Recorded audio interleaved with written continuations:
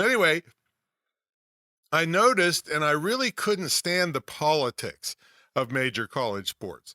See, if a major donor's kid was on the team, regardless of their ability, that kid got pushed in front of others that are much better players.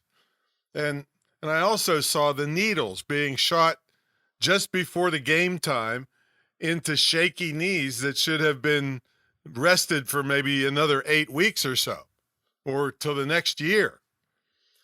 And I saw players that had no business being in college. Many of them were functionally illiterate.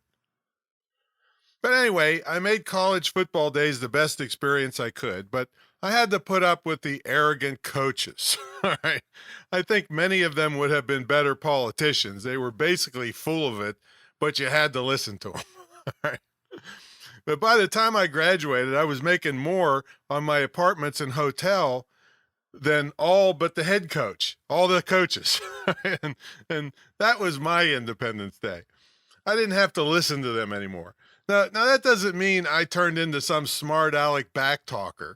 No, just in my mind, I knew I was on a great upward trajectory, and those pitiful drone coaches were going pretty much nowhere.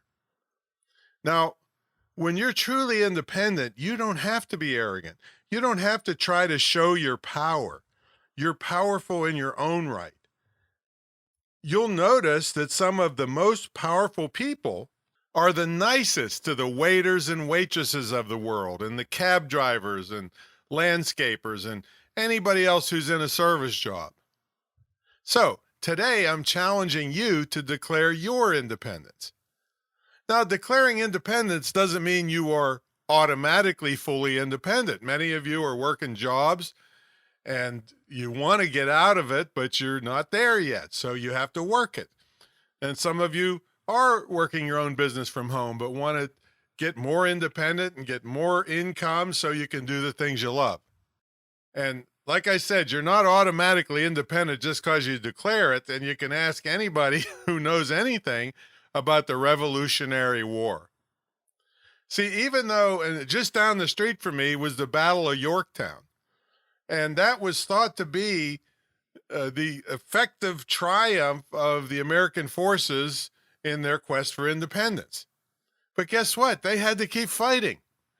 The colonists fought for 8 years to gain their independence. It was a full 7 years after actually declaring independence on July 4, 1776, that Britain finally gave up and recognized our independence. Right? So just declaring it's not enough. You have to keep working towards it and actually gain it. Now, one thing to keep in mind when you do declare and work toward your independence is that people in your life may change. Now, here's a piece of trivia you may not be aware of. The name Benedict Arnold. Well, that name is pretty much synonymous with one of the most treasonous scumbags of all time. All right. But he started out as a decorated and highly trusted officer in the American Army. He was in charge of West Point, no less, and was going to give it to the British until his plan was uncovered. So people who may support you now may feel threatened and jealous of you when you move towards your independence. I can assure you they were not your true friends or truly supportive of you. They were supportive only when it met their needs, not yours. So say goodbye to them and tell them to take a hike. Right? If you're stuck with them in a family, well, that's a whole different can of worms there. So this podcast and my trainings over the years have helped thousands of people become independent financially. And that fact is one of my best trophies. Yeah, I have them for football, baseball, and wrestling. And I actually have one for track too. I have some for track. But none of those trophies did much to do good in the world.